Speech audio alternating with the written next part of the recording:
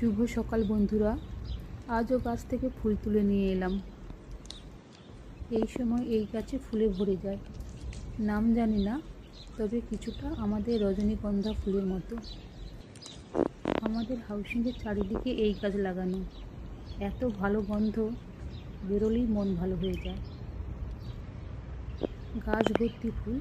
এই গাছগুলো আমাদের বিল্ডিংয়ের সামনে। আর একদিন দেখাবো পার্কে সারি সারি গাছ, কী যে ভালো লাগে।